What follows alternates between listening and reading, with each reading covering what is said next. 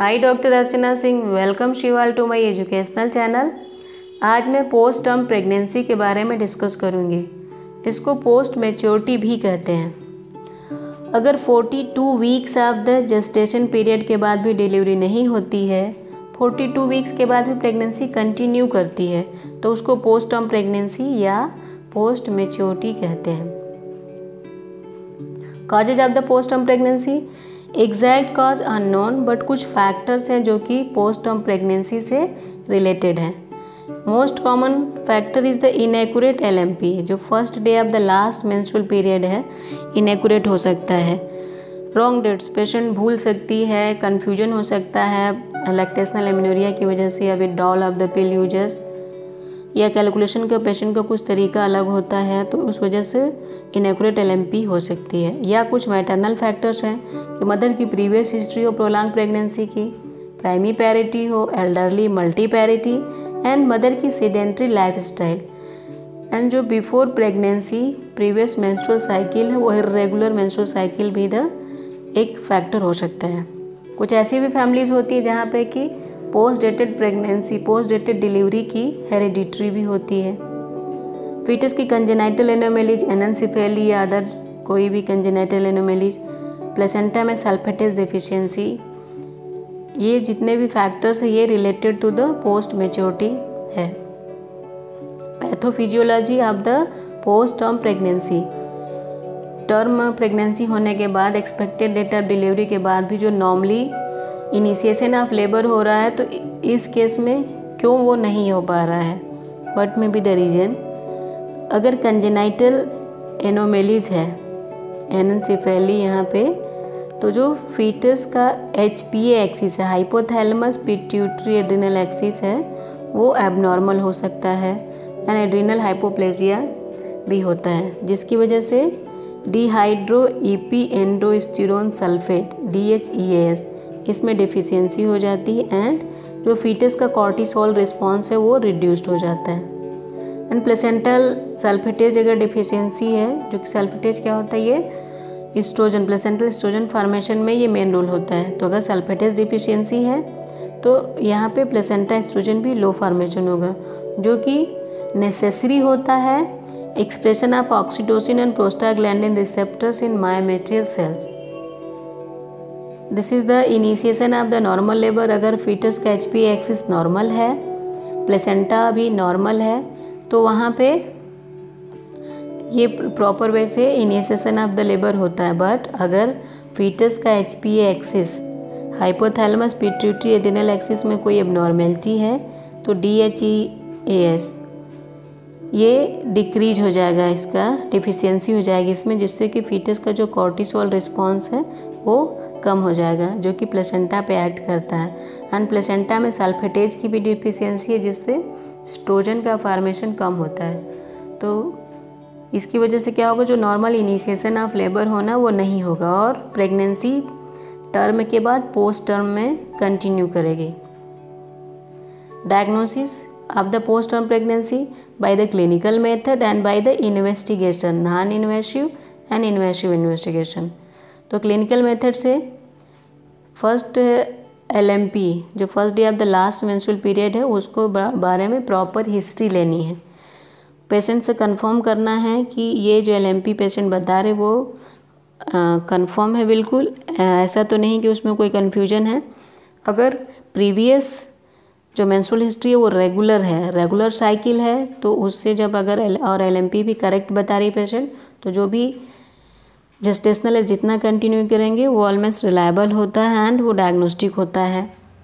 But in case of the lactational amenorrhoea, lactational amenorrhoea मतलब patient breast feed पे है, उस समय प्रोलैक्टिन हाई होने की वजह से एमेनोरिया होता है, मेंस्ट्रुएशन प्रॉपर नहीं होता है, तो उस समय अगर लैक्टेशनल एमेनोरिया में पेशेंट कंसीव कर गई तो उसमें डेट में कन्फ्यूजन होता है उसके। या फिर withdrawal of the pill users, जो कंट्रासेप्टिव पिल्स यूज कर रहे हैं उसको विड्रॉ कर दिए इमीडिएटली, उसके बाद कंसीव कर गए, तो उसमें भी कन्फ्यूजन हो जाता है डेट को लेके। एंड फंडल हाइट के द्वारा भी डायग्नोस कर सकते हैं, फंडल हाइट के हिसाब से देख सकते हैं कितने वीक की प्रेगनेंसी है। एंड जैसे जैसे प्रेगनेंसी टर्म से और भी पोस्ट टर्म की तरफ जाती है। जैसे 40 वीक्स के बाद धीरे धीरे जो 41 42 वीक्स पे जाती है तो ग्रेजुअली जो एमनियाटिक फ्लूइड का वॉल्यूम होता है वो कम होता जाता है, जिससे कि जो मदर का एब्डोमिनल गर्थ होता है वो भी डिमिनिश होने लगता है। इंटरनल एग्जामिनेशन में देखेंगे सर्विक्स राइप है कि अनराइप है। अगर सर्विक्स राइप है इसका मतलब कि फीटस मैच्योरिटी है। एंड जब अगर फीटस का इंटरनल एग्जामिनेशन से देखेंगे तो फीटस का जो स्कल बोन होता है वो काफ़ी हार्ड फील होता है। एंड जो पर एब्डोमिनल एग्जामिनेशन फीटस का करते हैं, यूट्रस का फील करते हैं, तो पोस्ट टर्म प्रेगनेंसी की वजह से फीटस का साइज़ बड़ा होता है एंड एमनियाटिक फ्लूइड भी कम हो जाता है, जिसकी वजह से अगर पाल्पेट करते हैं तो ऐसा फील होता है कि पूरे यूट्रस में फुल ऑफ द फीटस, केवल फीटस के पार्ट्स ही फीटस ही फील होता है। एंड फीटस का हेड जो होता है वो हार्ड फील होता है। Investigations bye the ultrasonography, assessment of the gestational age के लिए अगर अल्ट्रासोनोग्राफी से ले रहे हैं तो जो फर्स्ट ट्राइमेस्टर का है ईडीडी उसको ही रिलायबल मानते हैं, वही ज़्यादा एक्यूरेट होता है, क्योंकि जो फर्स्ट ट्राइमेस्टर में जेस्टेशनल एज कैलकुलेशन करते हैं वो CRL क्राउन रम्प लेंथ से करते हैं। एंड इसमें जो वेरिएबिलिटी आती है वो 5 डेज का आ सकता है, ±5 डेज हो सकता है। एंड जो सेकेंड ट्राइमेस्टर होता है उसमें जो जेस्टेशनल एज का काउंट करते हैं, कैलकुलेट करते हैं, उसमें 7 to 10 डेज की वेरिएबिलिटी हो सकती है। एंड द थर्ड ट्राइमेस्टर में 2 से 3 वीक की वेरिएबिलिटी हो सकती है जेस्टेशनल एज के कैलकुलेशन में। इसलिए कभी भी अगर जेस्टेशनल एज या फीटस की वीक्स का जेस्टेशनल एज का काउंट करना है तो जो अर्ली प्रेगनेंसी के अल्ट्रासोनोग्राफी और फर्स्ट ट्राइमेस्टर के उसी को लेना चाहिए। एंड अगर पोस्ट डेटेड प्रेगनेंसी है तो वहाँ पे एमनियाटिक फ्लूइड इंडेक्स जो होगा, एमनियाटिक वॉल्यूम, वो भी कम मिलता है। And by x-ray method, x-ray generally foetus का जेस्टेशन एज देखने के लिए कम ही यूज होता है क्योंकि इसके हैजार्ड ज़्यादा होते हैं। तो एक्सरे में अगर देखते हैं तो उसमें मिलता है 38 वीक्स ऑफ जेस्टेशन के बाद upper end of tibia and lower end of the femur के जो ऑसिफिकेशन सेंटर्स होते हैं वो अपीयर हो जाते हैं। एंड फीटस के स्कल बोन का शैडो वो ज़्यादा थिकनेस एंड डेंसिटी आ जाती है।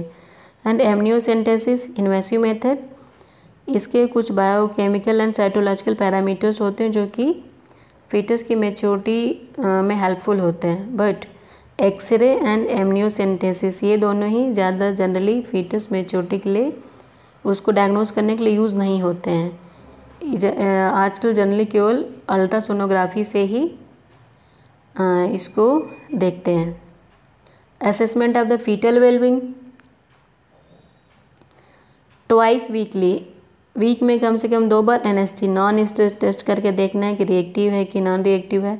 Biophysical profile, amniotic fluid index by the ultrasonography.